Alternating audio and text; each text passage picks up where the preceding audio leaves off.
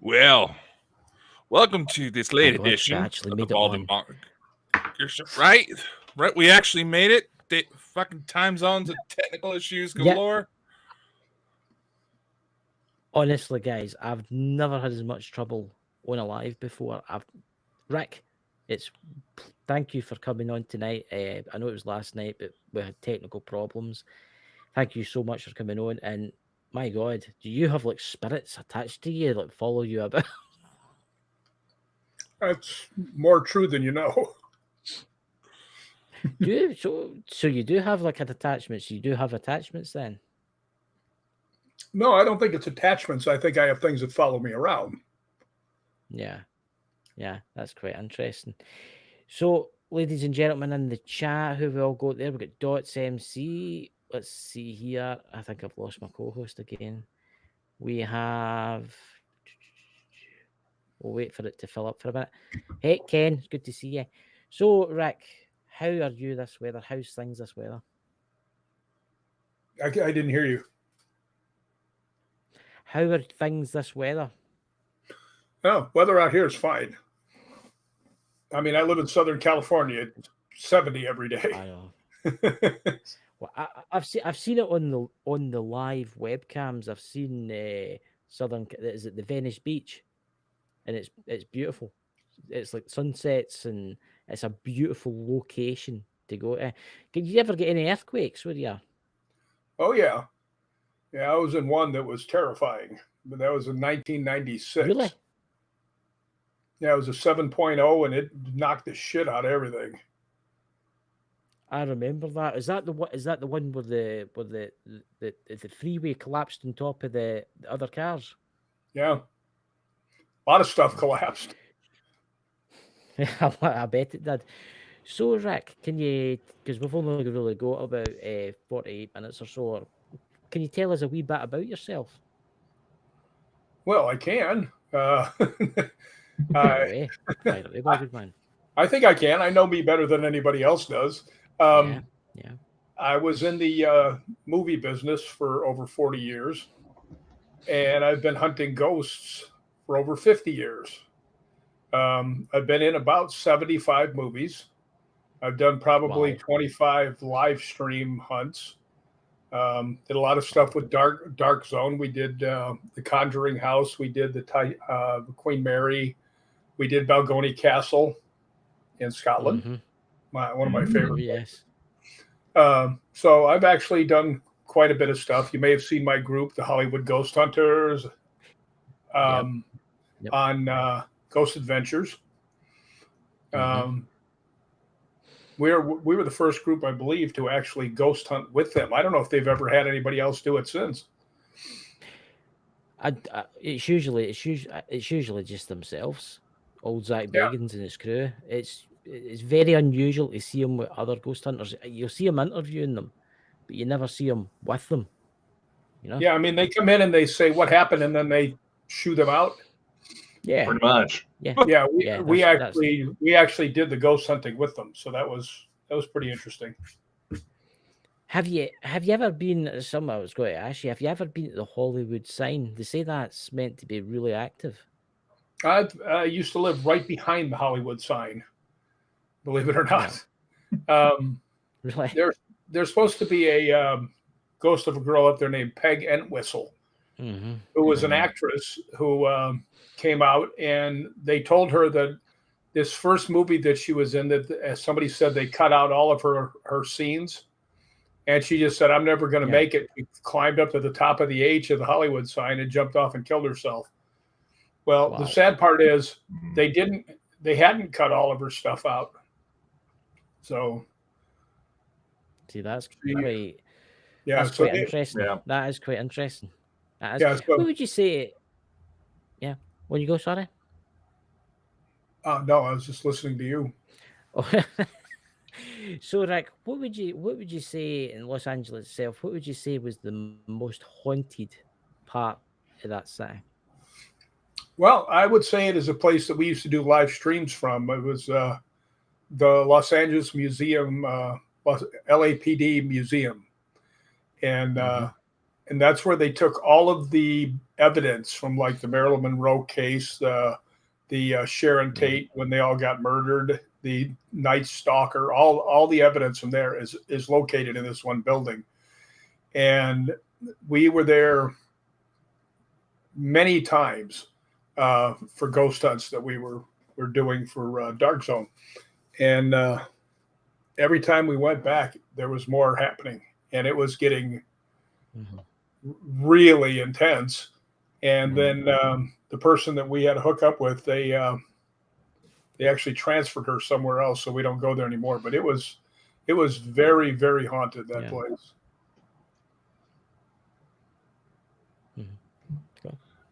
I honestly would imagine so. You'd be given just everything that would be there. But I was kind of wonder, based on your experience when it comes to both Hollywood and paranormal investigation, do you feel that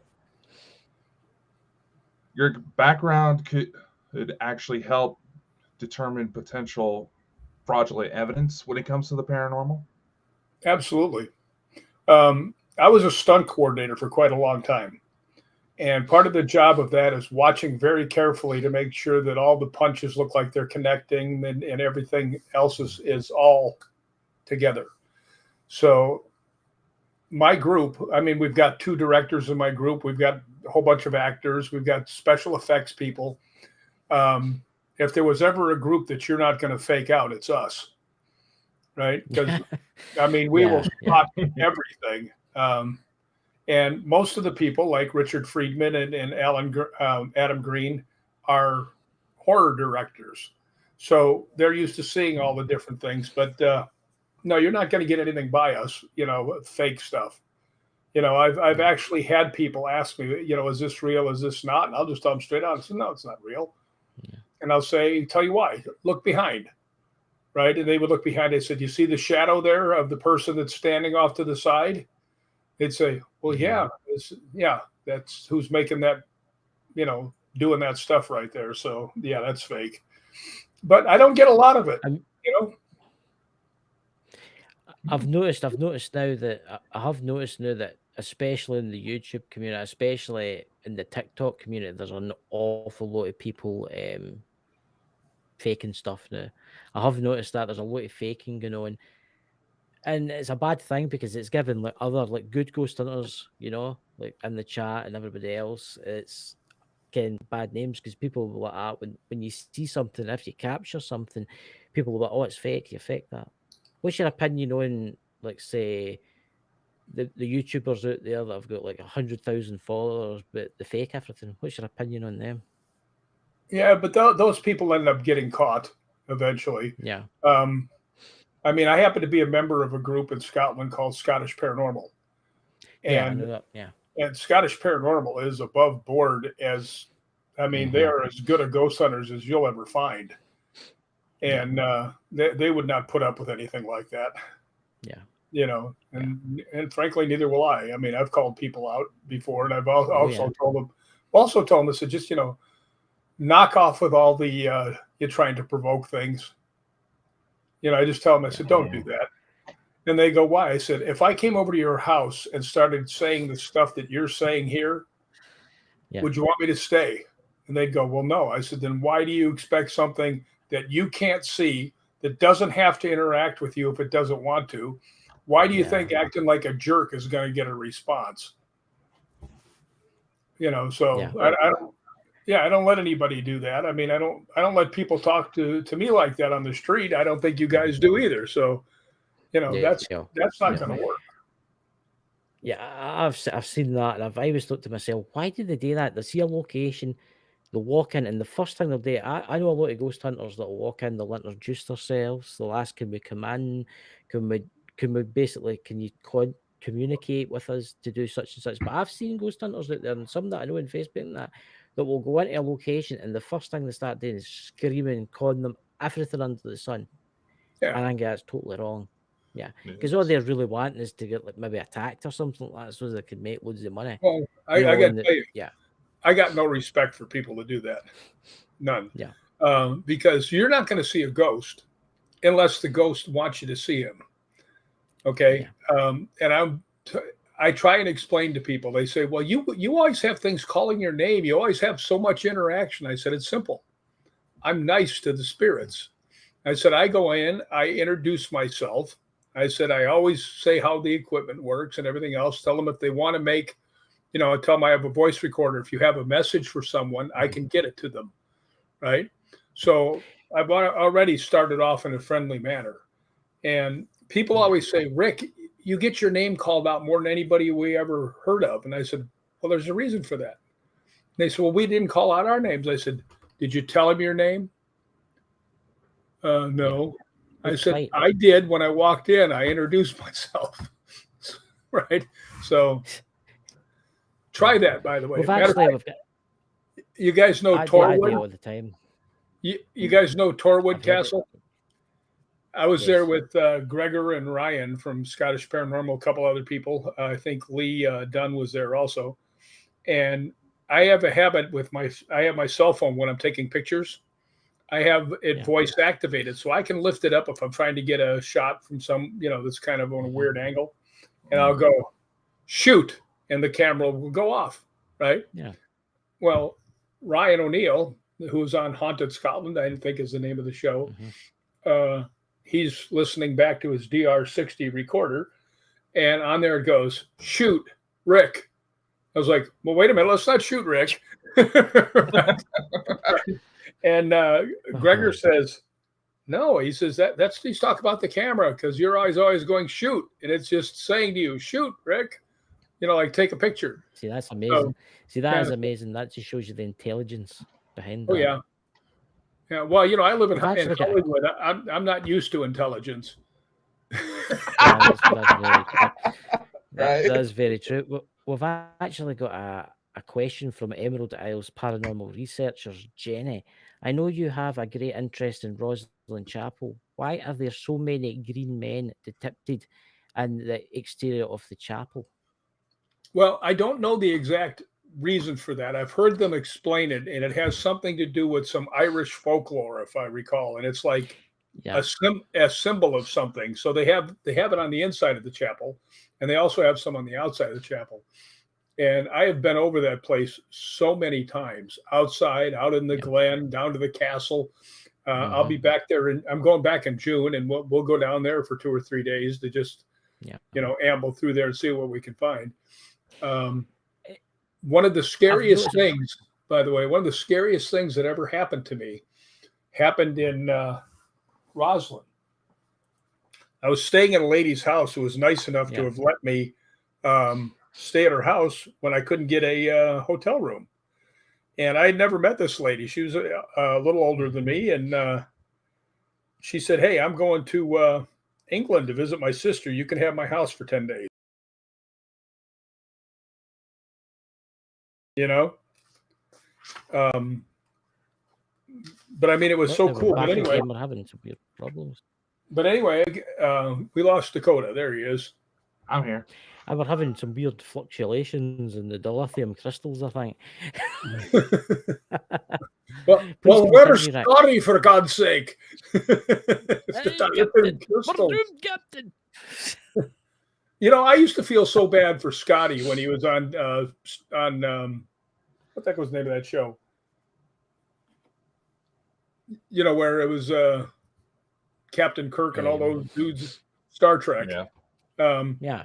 Every show he'd sit there and they'd go warp factor 10, Scotty, and he'd go, oh, I can't get it up that high. It'll blow. We can't go that. Warp factor 10. And every time he would do it, it never blew up. Just once, I wanted that thing to go, and then have him to hear his voice out there and go, I told you so. Hey, Captain, the dilithium crystals. We can't hold the power, Captain. We're all doomed. Yeah, just once I wanted to see that thing blow up and kill everybody because I know either Scotty was the greatest mechanic or the worst. I don't know which one it was. Well, he used to always tell the captain it'll take 2 hours, and the job only took like half an hour. I think he did that deliberately, so to make the captain think that he did it quick. But you were saying about Rosslyn Chapel. I mean, Rosslyn Chapel is obviously famous with like the Holy Grail and the Knights Templars and stuff like that. Well, Have you ever? When you go, no, go ahead. I was just going to say that I don't know if anybody here that's in the chat and that's ever seen inside. I mean, inside it's beautiful. I've been there a few times and it's stunning. But what I have noticed about Roslyn is there's been a lot of UFO sightings there, a high number of UFO sightings in the area. And I'm wondering if it's got something to do with that chapel, because it has got, did you notice it's got a sealed up underground part that's never been opened since the 17th century? I haven't seen anything UFO wise out there. Yeah. But I did have one of the scariest things ever happen to me at Roslyn. I was walking out of the chapel itself, and then as you're walking down, there's a yellow building where Robert Burns and all these people had stayed, and there's a little thing that goes downhill down to the graveyards and stuff, and there's about a 200-yard straight line of hedges for where cars drive in and out. And as I was walking by, there was two older ladies, and as I walked by, I said, "Afternoon, ladies." And I walked past them, and I'm looking over at the yellow building, and I hear, but I mean, 25 times louder than that, just right in front of me, and I just freeze, right? Because two things. I thought first thing was it was an attack dog, right? But it was much louder than an attack dog. And then I've also heard that people have seen a Black Panther behind Roslyn Chapel. I've heard that. So I thought maybe he's out here and he's, I look like lunch, so I freeze. I've always wondered where all the American tourists disappear to. Yeah. Hey, look, he's a chubby little rascal. Maybe he's tasty. So anyway, I freeze and I just turn my head real slow and there's nothing there. So I go scooting up real fast and I look down to see if anybody had walked down that walkway. Nobody there. I looked in the back behind both parking lots. There's nobody there. Nothing there. So I'm thinking, oh boy, I got a brain aneurysm or something. Right? And the two ladies walked up to me and they stopped and they looked at me and they go, "We heard it too." Right? Now, this could only be described as something that was demonic. I mean, so loud and right? So now I'm kind of freaked out a little bit. And I've got 8 miles to walk through the forest, through the Glen and through the forest and everything else to get over to Dalkeith where I was staying. And as I finally got there, one of the coolest things ever, I was about a block away and I'm standing there waiting to cross the street. And I was still really shaken up by that sound. And I just looked up and I said, I think I could use a little help on this. Right. And I looked down and my shadow had a big cross right behind me. And I was like, well, that's a pretty good sign. I'll go with that. Right? So it's actually in my first book. The picture's in there. And it's really something. I mean, it'll knock your socks off. I gotta find that and show it to you. But yeah, that was really something. There's so many weird things that happen. Roslyn itself, the whole thing of Roslyn, walking around there, a lot of people don't realize that the bloodiest battle between the English and the Scots was in Roslyn. That's right. It was. Yeah, in 1303, and it's and it's one of the biggest routes the Scots ever did to the English, and they were outnumbered like 30,000 to 8,000. Yeah. And the whole thing is that the only English they said that survived were the fast ones. I think there's actually a story now. I can't remember all of it, but there's a story. You know how Roslyn's got a glen? Yeah. And it's how the English cavalry were slaughtered in that glen by the Scottish. They all waited with English cavalry and wiped them all out. But you've got Roslyn Castle too, which is an interesting place. You ever been there? I've been on the tour so many times. Matter of fact, though, they kind of gave me the dirty look because I asked the guy that ran the place. I said, "Okay, I got a question for you." And they said, "What is that?" I said, "Well, there's a lot of stuff saying that the Knights Templar brought the Holy Grail here." And he goes, "Yeah, that's one of the things they say." And I said, "I want to know how that's possible." And he goes, "What do you mean?" I said, "Well, it was, 1307, they pretty much got wiped out, right? The Knights Templar. Yeah. And I said, and this building was built in 1446. That's almost 150 years later. Yep. How did this thing get here? And he just stopped and was like, Yeah, it's I've got friends that are Masons, and I asked this question. You came at the Scottish Free Rite Masons are like they're really secretive, and I asked them about it, and it's quite interesting. One of them told me that it was so as they could hide something. I honestly don't think that the Holy Grail is a cup. I think it's something else. I think it's something totally different and something ancient, you know. Well, there's stories about other castles. Balgony Castle, for one. Yep. There's supposed to be something buried under the chapel. I've heard that. I've heard. The guy that was the laird over there, Raymond Morris, I became good friends with him. He was a very nice man, older. He just passed away last year. He was 93, I think. Oh. But he came to me the first time I was there. We just bonded. I mean, and he actually took me upstairs to his private residence. So we all went up there. And as we're walking up, Gregor just says to me, he goes, he's never taken us up there, right? So just somehow we connected. And I think it was because I was very interested in everything he was talking about. And I also have a sort of an obsession about the Knights Templar. Oh, yeah. So he has all this Knights Templar stuff in his castle. So finally I asked him, I said, boy, you got a lot of Knights Templar stuff in here. And he goes, yeah. He goes, by the way, can you keep a secret? And I said, yeah. So as I'm walking out, he goes, and he tells me a secret. And I just went, what? Right? And he goes, I said, are you serious? He goes, yeah, I am. So until the next year when I could come back, I didn't tell anybody. Came back and he looks at me and he goes, did you tell anybody the secret? And I said, no. He goes, good, because I only told you half the secret. I said, okay, what's the whole secret then? And he told me, and because he passed away, they have written about it in his obituary, that there are actually living Knights Templars in the United States. There are many in Scotland, and he was actually the Grand Master of them. Yep. You know, and you know, that was my big buddy. You know, so that was kind of cool. But yeah, there's a whole lot more to that. Like I said, there's supposed to be something buried under the chapel at Balgony. Well, yeah, I've actually been lucky enough years before I started doing YouTube. I actually was lucky enough to meet one of them, and everybody thinks. See how you got all these online things where become a Knights Templar, join the group on Facebook and stuff. They're fake. They're no Knights Templars. They're no Knights Templars. I've met a real Knights Templar, and they're off the Masonic Lodge. If you join the Masonic Lodge, you can make your way in to the Knights Templar. Yeah, what I've been told. Yeah.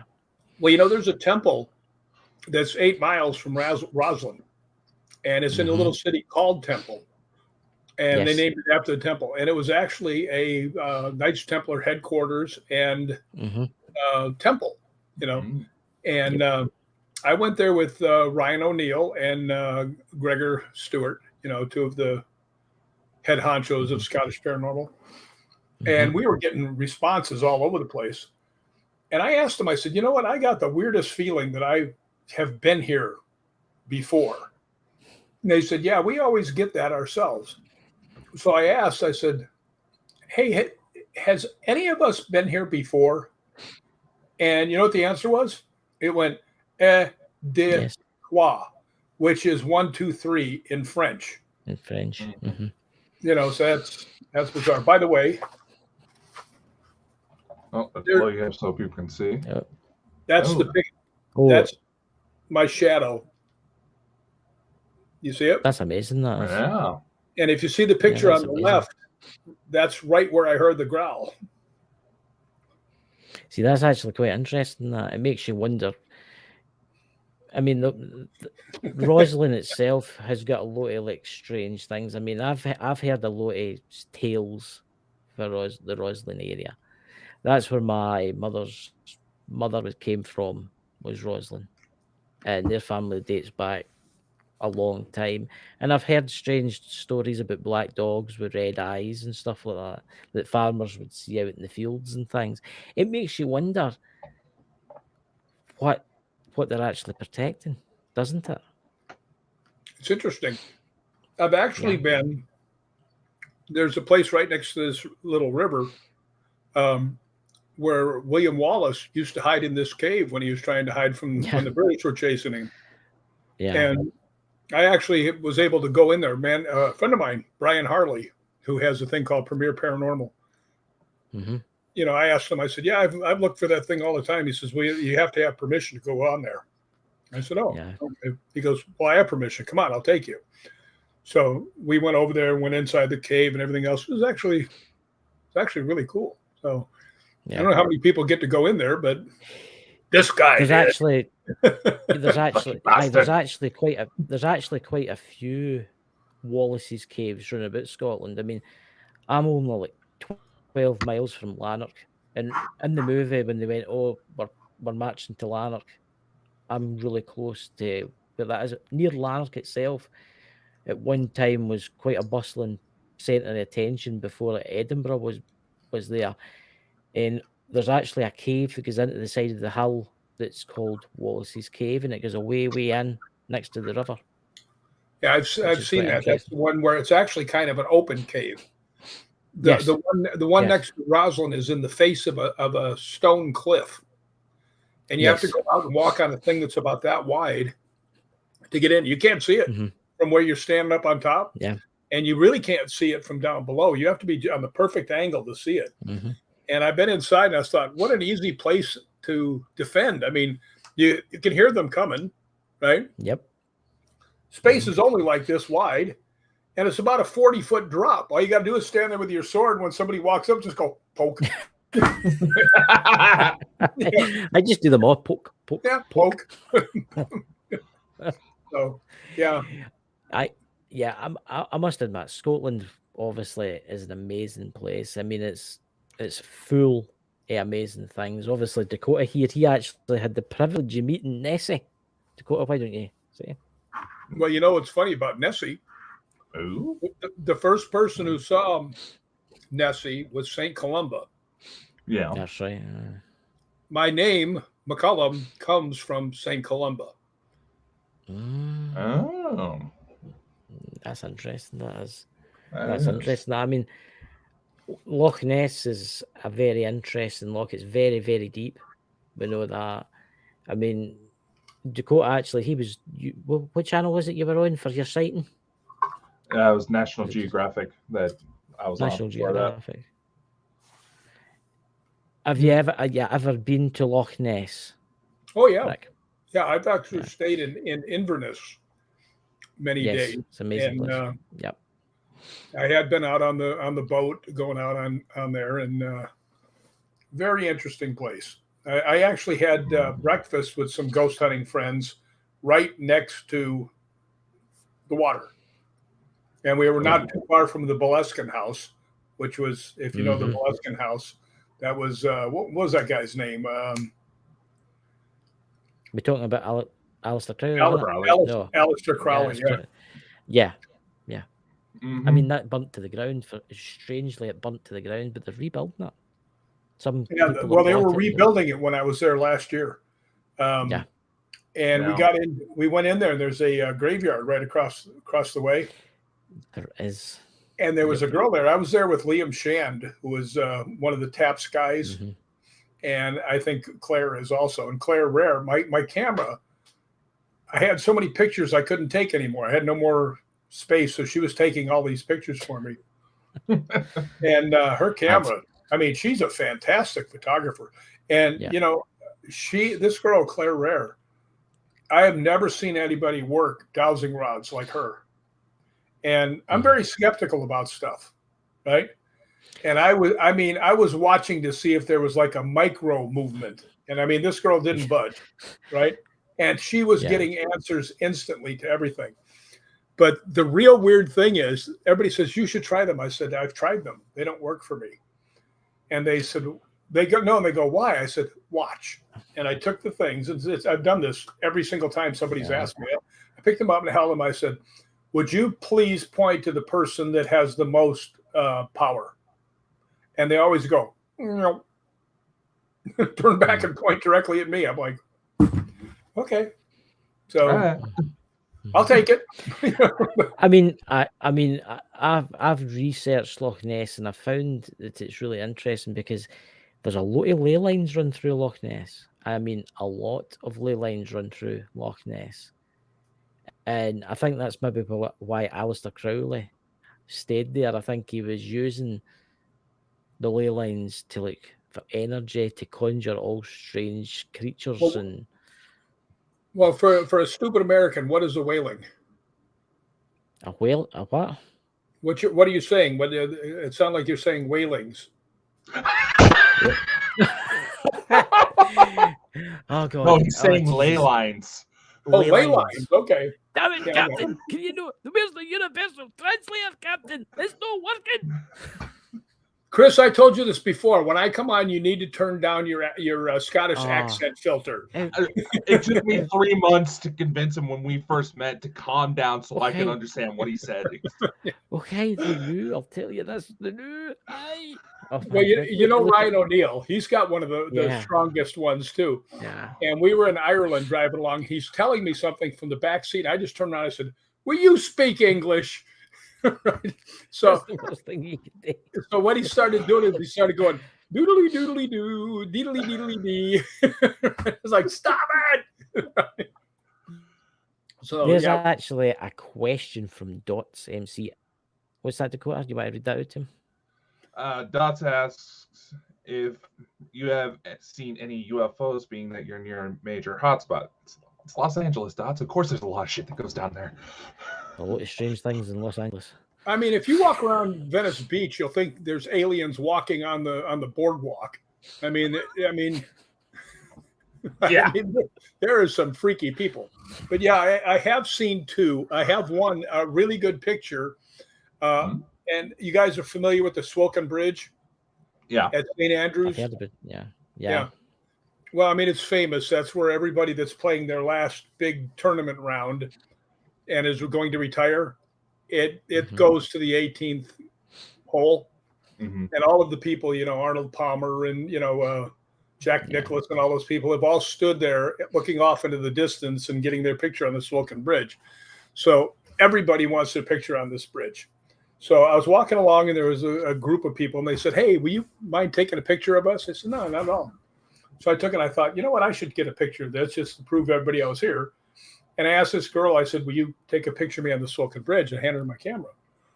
Well, she did it in burst mode, if you know what that is. It's like every half second it goes click, click, click, click, click, click, click. Yep. And it's actually on my desktop. I can't show you because I'd probably disconnect all of you. But it's on my desktop. And I'm looking up there and I have folders on my desktop. Right. Yeah. So one day I decided to clean some off and I moved one and there's a disc-shaped object in the background. And I'm like, what is that? Right. So I blow it up as much as I can. It actually looks like a football almost going through it's kind of darker and it's shaped like that. But it's probably 400 to 500 yards away from me. Right. Yeah. And I said, wow, that is strange. So I said, let me look. And I went in there and I did not know. That's when I found out it was on burst mode. Yep. There's Dakota. We're back. There we are. Every time. Most of it we're again. back. See, we've started talking about aliens and stuff now. And this is Well, what happened was I went back to look at it and I went back and found the picture and I looked and I saw the other ones. So I said, all right, so let me look. So I looked at the one that was directly in front of it. Nothing there. I looked at the one directly after it. Nothing there. Okay. Now that's interesting. Yeah. I mean, that was a matter of like less than a second, but they also had a guy that was in a cart. I don't know if you guys have ever been to St. Andrews. They had a guy that was right near the starter shack and he was starting to come, and he was driving. And I mean, he maybe went a foot, right? So, but there it is right in the middle of the sky. And I mean, It's not a bird. It's not anything else because it couldn't be a bird. You'd never see it that far away. But not a plane. Nothing would come through that fast. But that's the one that I've seen in Scotland. I've seen others out here. Yeah. I mean, Scotland's got its UFOs like anywhere else, but I would say the most busy place was the United States. I wouldn't say that because obviously, When I was there in Scotland, they were telling me there are a lot of places like Dumbarton, the bridge there, I believe it is supposed to be very UFO friendly. You know, and there's supposed to be a lot of places that got a lot of UFOs out there, which makes sense. See, now I don't know if your place has more than we have out here, but you can see them. Now, out here, we have 10 million people in Los Angeles, and there's so much ambient light. There could be one sitting on your roof, and you couldn't see it. You know? So, you know, you have to be out, you know, where you can see the stars and everything else. And I've actually seen another one in New Mexico because I was driving through there one night. It was about 2 a.m.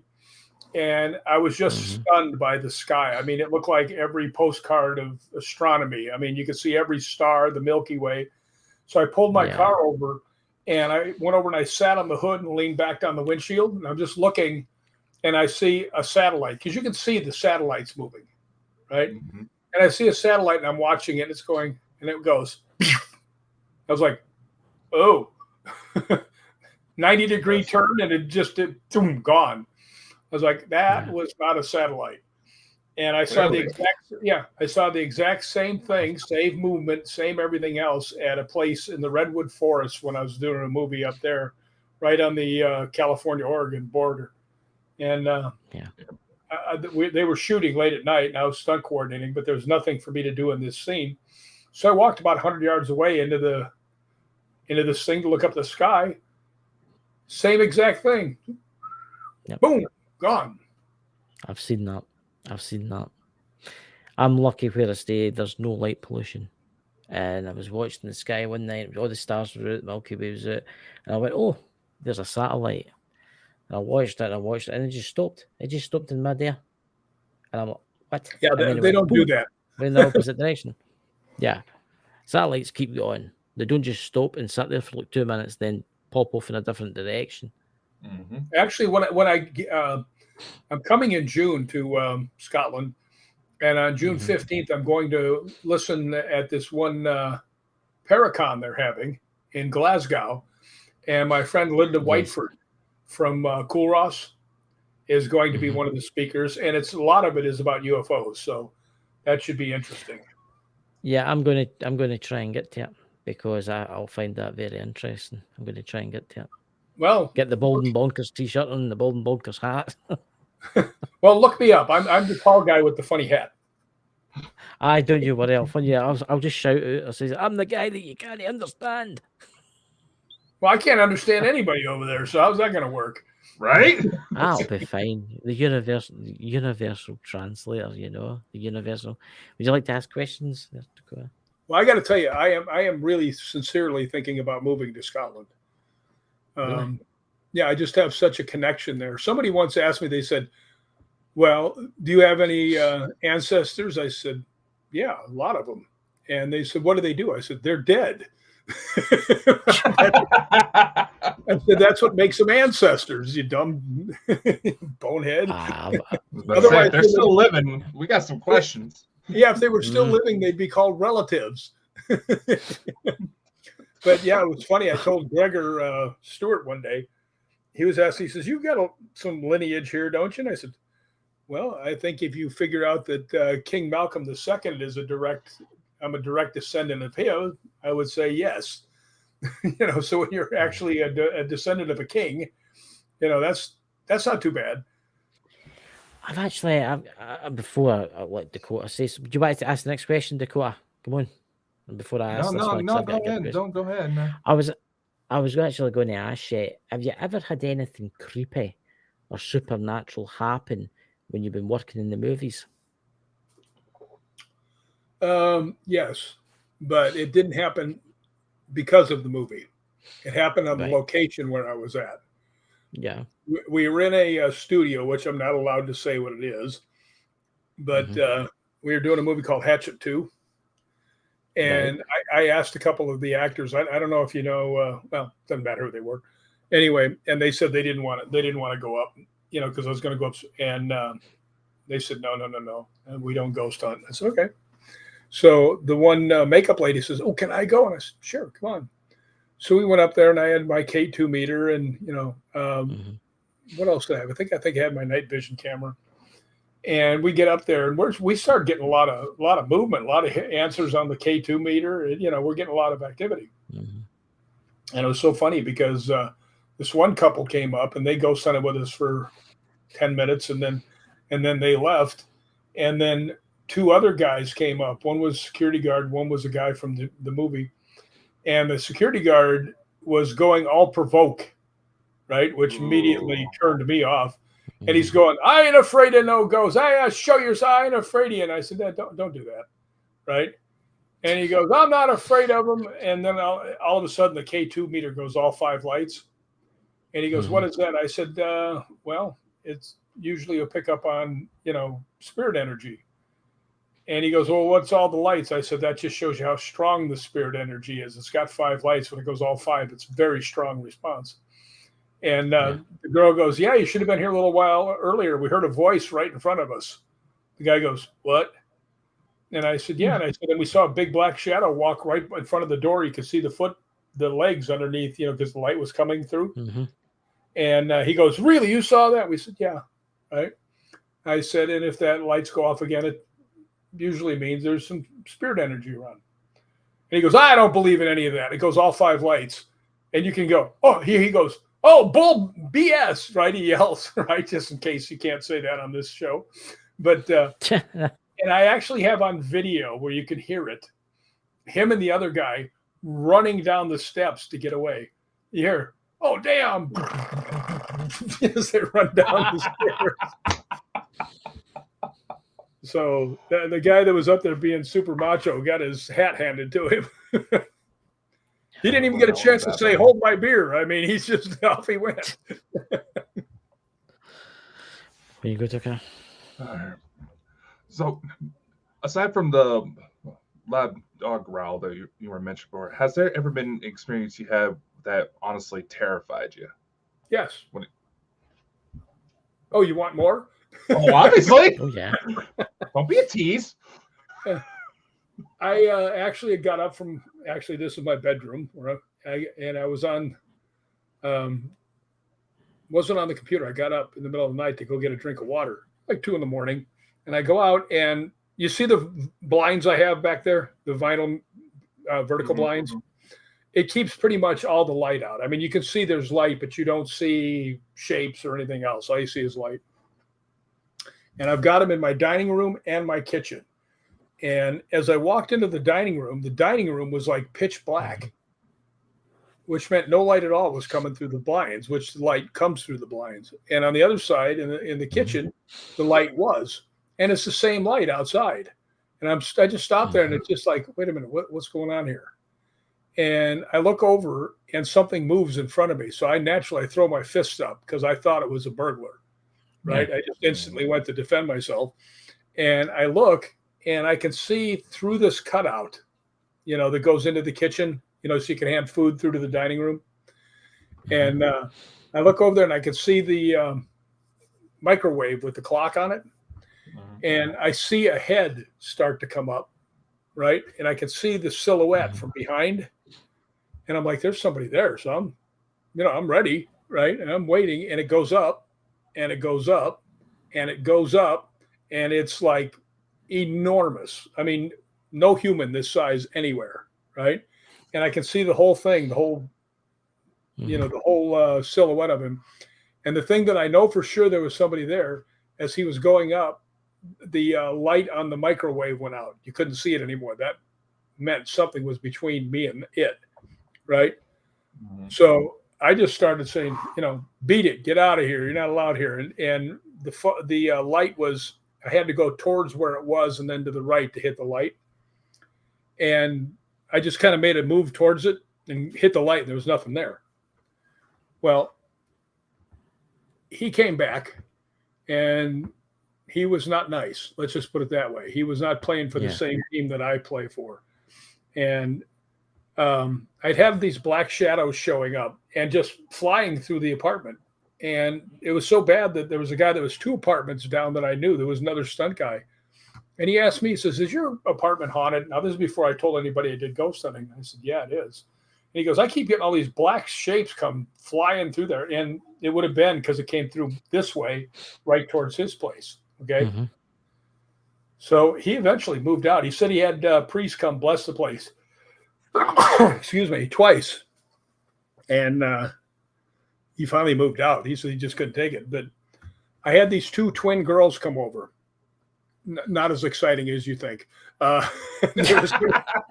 They were sitting in the living room, and they were using my SB7, spirit box, and trying to connect with their dad.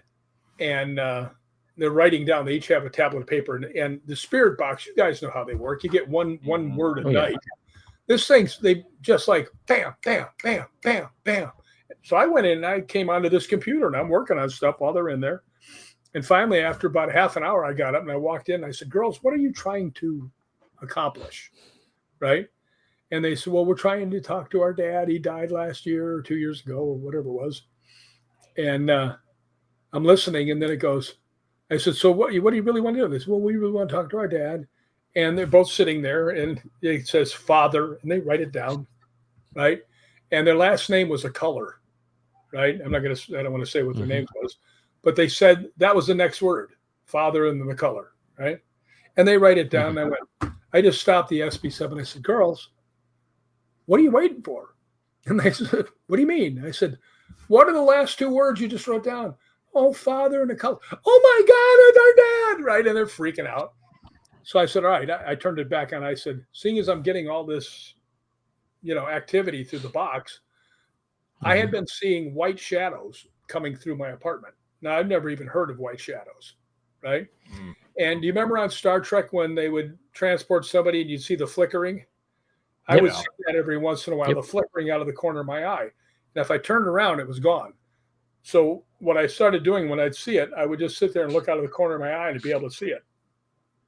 Well, anyway, I was thinking because the black shadows had made this big, nasty son of a gun show up, that maybe the white shadows were something else. So I just asked, I said, I've had these white shadows coming through here all the time. What is it?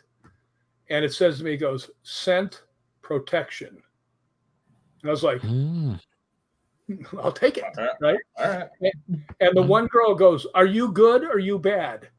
And it goes, loving. And I was like, all right, bring it. I have backup. So that night when I was walking this door right here next to me, I got up and it was nighttime. I got to the door. I started to open the door and I heard a voice inside my head saying, he's here. Now I know who the he's talking about. That big son of a bitch is back. Right. So I just walked out in the thing and I just thought, I said, all right, show yourself. You're always, sending stuff around. You're always, every once in a while, show yourself. You and I will take care of this right now. Right. I said, but you're not going to show up because you're a coward. I said, you can stand there and look all intimidating and everything else you want, but get the hell out of my apartment. Don't come back. I said, and you're not going to make yourself known because you know that I'm not alone. Now don't ever come back. Right. So I simmered down, I got my water and I came back in and I was thinking, wow, what did I just do? I came this close to getting my ass kicked. Right. But it's never come back. Been 5 or 6 years. There you go. It's probably haunting someone else. No, I'm positive when it said it was scent protection and it was loving. Yeah, that I had some spear carriers of my own there to hang on to. Yeah. So I ran him off. If you had to go to any location in the world, which would it be? The ghost hunt. Yeah, there's several actually. I would like to go to the Tower of London. Yeah, right. That's a good one. Yeah. That'd be one I'd want to go to. There's another place right out here. There was a movie called Wonderland that they wrote about this. And this place was where John Holmes, the porn star, had been staying with this motorcycle group, motorcycle gang, I guess would be the best way of saying it. And they convinced him to rip off this one big drug lord because he would always go down there and they'd give him stuff. But, he's kind of like a pet, actually, for all the parties. And he left the back door open so these guys could go in and rob the guy. Now, this guy was not the guy to rob, right? And they said the only person that could have gone back there and opened that door, because it was always secured, was Holmes. Yeah. Mm-hmm. So they went out and they caught him at one of the parties and they grabbed him and they just told him, we're going to kill you. The only way you're going to survive is if you take us to who set it up. So they took him up to the house on Wonderland and they had an intercom. And he hit the intercom and the guy hears a voice, sleeping, who is it? And he goes, it's John. And they buzz him in. And these guys come in with iron pipes and beat everybody to death except for one guy. They got the one girl. Everybody's sleeping. And, they just wailed on him. And if you ever see the pictures, they're horrifying. There's one of a guy laying flat on the bed. Obviously got him while he's sleeping. And the hole from the side of his head this way was indented like about that much, right across the eyes, just boom. And there was another guy. He was against an office chair in the same room. And he's just like that. And there's blood everywhere. And what it sounds like, because there's a door that's open past that. And I think he heard the guy come in there and start getting him. And they made John Holmes hit him with the things too, right? Because he knew them, right? And that's how they got a bloody palm print of his up on the wall. That's how he ended up going to prison. But I think this other guy come running in to try to help his friend. And they just annihilated this guy. So if there's any residual energy anywhere, it's in that house. It's going to be there. Oh, yeah. When you get worked over like that, there's anger, there's trauma, there's despair, there's every kind of emotion you can imagine in there. Mm-hmm. And, that would be one place I'd really like to get into. And it's maybe 5 miles from my apartment. See, that's interesting. That is there any celebrity mansions that are haunted in Los Angeles? Dakota, will you translate that? Are there any? I got up to are there any celebrities in Los Angeles? That was what I got out of that. There you go. Is there any celebrity mansions that would be considered haunted in Los Angeles? Is what he's trying to ask. I think. Well, he did ask it. I just, I'm a little hard of hearing, and but there's a bunch of celebrity mansions out here that are haunted. There was one where they had I can't remember. It was one of the game shows where they put all these guys up, and a bunch of them just fled in the middle of the night because they saw spirits. Another one was Paul Byrne. You probably don't know who he is because most people don't. Paul Byrne was a director, and he was married to one of the most beautiful girls. I can't remember who it was, but evidently that they didn't hook up because there was something not clicking, right? Well, he killed himself in the house. Well, Sharon Tate lived in that house with Roman Polanski. Okay, who were two of the people that got killed by the Manson family. And as she had walked down the hallway, she saw Paul Byrne standing on the stairs, right? And she freaked and she recognized him, but he'd killed himself years before, right? Yes. And he points over the railing to the staircase, and she looks down and she sees herself strapped to the thing with blood everywhere. So her and Polanski immediately move out the next morning. But that is actually what it ended up happening to her. They ended up strapping her over things and cutting, just horrible things. But there's a lot of places out here that are haunted like that. The Omen House has a lot of activity there. I've been there a bunch of times. And that's like right next door to where the Mansons killed everybody. So I find that interesting. That house is meant to be very active where the Mansons were. They actually destroyed that house years and years and years ago. And according to what I just heard, Taylor Swift just bought it. Now that's lovely. I don't know. I don't know if that's true, but I just heard that. So, there was actually a lawyer. I think he was that Although this guy had some clout, whoever he was, because he built himself a mega mansion, right? That looked more like a fort than a mansion. And one day I was standing out there with David. We were out in the street, and here the gates open up, and these 3 like Maybachs, real expensive cars, one right after the other. They all came out. So like I have a feeling 2 of them were bodyguards that followed or were leading him. Yeah. So whoever he was, they said he was a lawyer.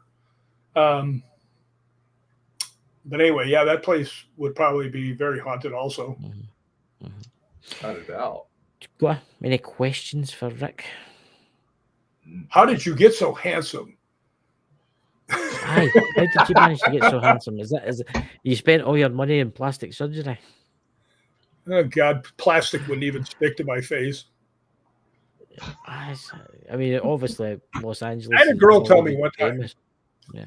I had a girl tell me one time. She goes, "Yeah, you do a lot of movie stuff." She goes, "You've got that good look. You're a handsome guy." And I went, "Oh, really? Why is it every time I go to a movie they cover my face in foam?" kind of think that's not the case. So yeah. Yeah, I'm really looking forward to getting back to Scotland, though. I really am. I've got a bunch of ghost hunts set up. It should be fun. You'll need to dress in the part. You'll need to dress with the kilt on. No, my legs are like just kilt on? No. My legs are just too pretty. The girls will go wild. That's very true. That's the only way I get through the day, telling myself stuff like that. So, Rick, I hope you can understand me here. I got Can you tell us, everybody in the chat, where they can buy your book from? Yeah, well, I actually have 2 books out. The first one, Ghosts Believe in Me, was the Paranormal Book of the Year. The second one is called The Spirits Are Out There and They're Waiting for You. And they're both only $10, and they're on Amazon. And the nice thing is there's a hospital over here that helps kids with cancer called St. Jude's. And the profits, I send most of the profits to St. Jude. So that's what I figured. You can read a good book. You can read a good book, and you can do something nice at the same time. That's really, really, really nice. Yeah. So, Rick, I would like to say thank you very much for coming on the show. We had a wee bit difficulties tonight with the cameras, and God knows what last night. That the internet wouldn't work. So I'd like to say thank you to you, Rick, and hopefully you can get to Scotland soon. And I'll see you marching out of the hills with your I'll be there June 6th. You're supposed to find a place for us to ghost hunt together. Dakota, I don't think you're coming because you live in Idaho. I would want to, man. Trust me, but nah. My brother lives in Idaho, by the way. Oh yeah? Yeah, he lives in Boise or near Boise. Oh, that's only about 2 hours from me on a good driving conditions. Well, that's like when I grew up in Chicago. There'd be girls saying, "Oh, you're from the south side of Chicago. Do you know so and so?" There's 4 million people that live there. I know.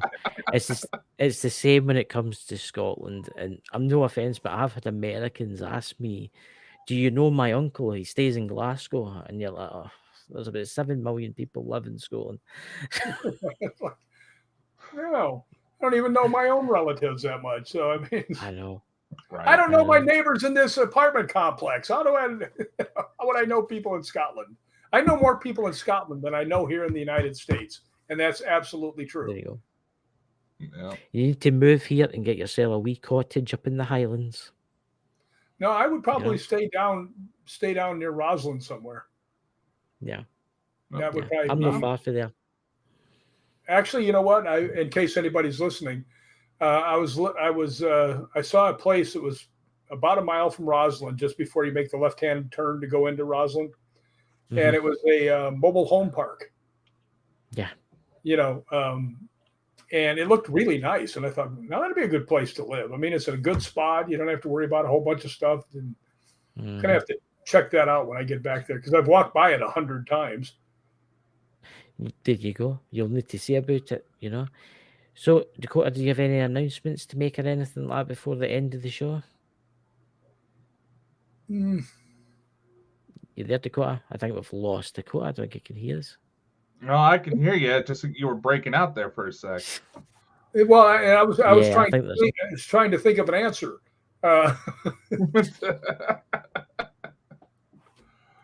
Let's just put it this way. I will deedly deedly dee. Yeah, I will have more answers the next time you have me on because I'll have gone to a whole bunch of new places in June. You know, we're going to Torwood Castle. We're going to Bannockburn House. We're going to Castle Menzies. We're going all over the place. So should Well, be there fun. you go. That'll be excellent. Hopefully, I can see you then, Tay. So, ladies and gentlemen, thank you everybody for coming. We will see you all next weekend. Stay safe, stay spooky, and have fun. Catch you all later, dudes. Later.